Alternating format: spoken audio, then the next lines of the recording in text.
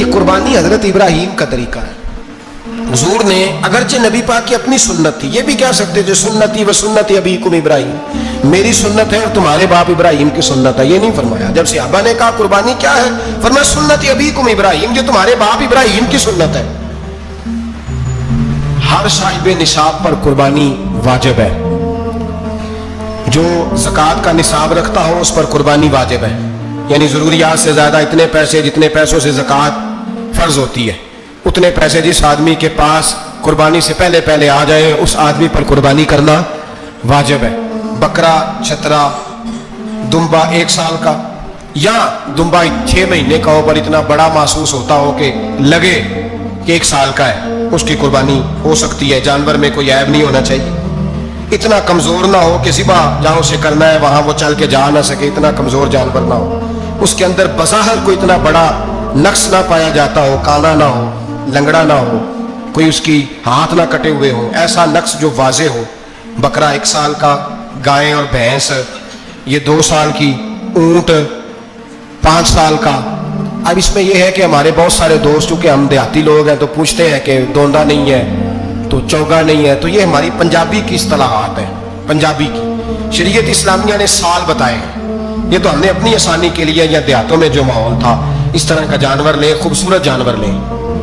جو نصاب ہے وہ بھی میں نے آپ کو بتایا، لیکن ایک اور پہلو بھی ہے. نبی پاک صلی اللہ علیہ وسلم پہ زکوٰۃ کبھی فرض نہیں ہوئی، کبھی حضور پہ زکوٰۃ فرض نہیں ہوئی.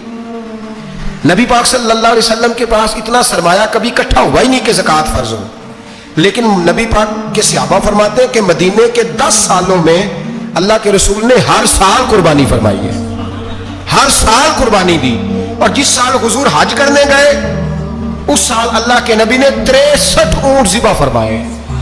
اور حضور صلی اللہ علیہ وسلم جب اونٹ ذبح کرنے لگتے نا تو صحابہ کہتے ہیں اونٹ خود دوڑ کے حضور کے سامنے آ کے لیٹ جاتا اور نبی پاک اسے ذبح کرتے اور فرماتے ہیں ایک دوسرے کو دھکے دیتے اونٹ کے، پہلے میں نے جانا ہے ذبح ہونے کے لیے، پہلے میں نے، انہیں پتا تھا کہ جو مصطفیٰ کے ہاتھوں ذبح ہوگا وہ تو دائمی زندگی پا جائے گا، یہاں بھی وہاں بھی زندہ. 63 اونٹ ذبح کیے. ایک اونٹ میں کتنی قربانیاں ہوتی ہیں؟ 7.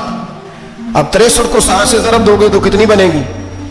اور پھر نبی پاک صلی اللہ علیہ وسلم نے 10 سال مدینہ منورہ میں قربانی دی، ہر سال. اب وہ 63 اونٹ، ایک اونٹ میں 7 قربانیاں، ہر سال 11 قربانی. اور مولا علی شیر خدا فرماتے ہیں نبی پاک 2 قربانیاں دیتے. میں نے کہا حضور 2 جانور ذبح کر رہے ہیں آپ، تو حضور نے فرمایا ایک میری طرف سے ایک میری امت کی طرف سے، غریبوں کی طرف سے. اور حضرت علی کو حضور نے وصیت فرمائی تو 2 دیا کرے گا. یا رسول اللہ صلی اللہ علیہ وسلم میں غلام ہوں، خادم ہوں.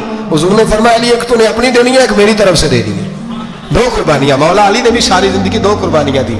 حضرت علی بھی مال کے نصاب نہیں تھے، اپنا مکان ہی نہیں تھا، کوئی کاروبار نہیں تھا، کئی دن فاقے رہتے تھے. قربانیاں کتنی دیتے تھے؟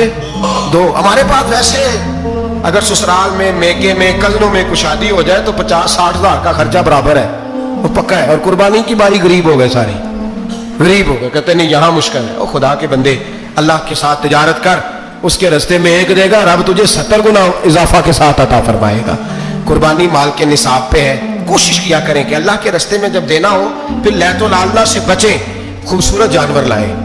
جن کو اللہ نے توفیق دی ہے ان کے لیے نصیحت ہے، جن کو اللہ نے توفیق دی. میں نے اپنے حضرت صاحب کو دیکھا ہے، وہ کہتے تھے کئی جانور اللہ نے بڑا نوازا ہے، کہتے ایک میرا ہے، ایک میرے ماں کا، ایک میرے باپ کا ہے، ایک میرے فلاں استاد صاحب کا، ایک میرے پیر صاحب کا ہے. یہ جانور غوث اعظم جیلانی کا نام کا دے رہا ہوں. اور پھر ایک بڑا خوبصورت جانور بندہ ہوتا اور حضرت خود ان کو چارہ ڈال رہے ہوتے تو حضور یہ کیا ہے؟ فرمانے لگے یہ میں رسول اللہ کے نام پہ قربان کروں گا، یہ نبی پاک کے نام پر قربان کیا جائے گا. جن کو اللہ نے حیثیت دی ہے وہ کوشش کریں اپنے محبوب کی طرف سے بھی قربانی کریں، نبی پاک کے نام کی قربانی دے. خوبصورت سا جانور پیارا، پھر اس کی خدمت ہو، پھر اس کی قربانی دی جائے اور نبی پاک کے نام پر قربانی دی جائے. حضور نے خود وصیت فرمائی حضرت ابو بکر صدیق کو، قربانی بڑا حسین عمل ہے. اور میرے نبی پاک صلی اللہ علیہ وسلم نے ناراضگی بھی فرمائی، ذرا خو کرے حمد سے تھوڑا سا گلا بھی سن لے. میرے حبیب نے فرمایا جو طاقت کے باوجود قربانی نہ کرے وہ ہماری عیدگاہ میں عید کی نماز پڑھنے نہ آئے، وہ نہ آئے.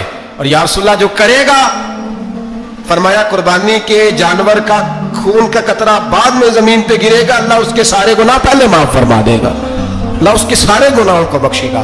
قربانی کریں، خوبصورت انداز میں کریں اللہ کی رضا کے لیے. بزرگوں نے لکھا ہے 3 हिस्से करो गोश्त के, एक घर में रखो, एक रिश्तेदारों में बांटो, पड़ोसियों में बांटो, और तीसरा फकत गरीबों को दो।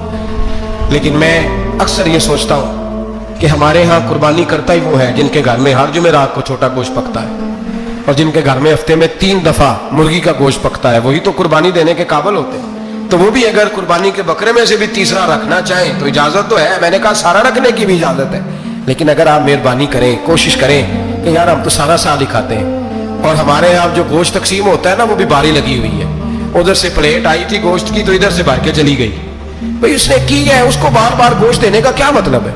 आप ये देखिए अजीजों में, रिश्तेदारों में, और मैं अगर थोड़ा सा आपकी तवज्जो कराने में कामयाब हो जाऊं तो सफेद पोश लोगों को देखें।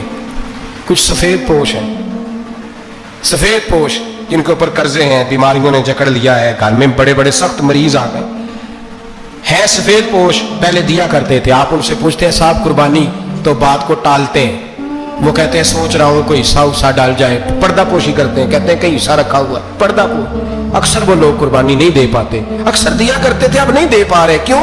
इसलिए कि मुश्किलात ऐसी आ गई। उन लोगों का ख्याल करें, उनके घरों तक गोश्त पहुंचा के आए, उन पर तवज्जो करें। वो सफेद पोश आदमी कभी जिक्र नहीं करेगा।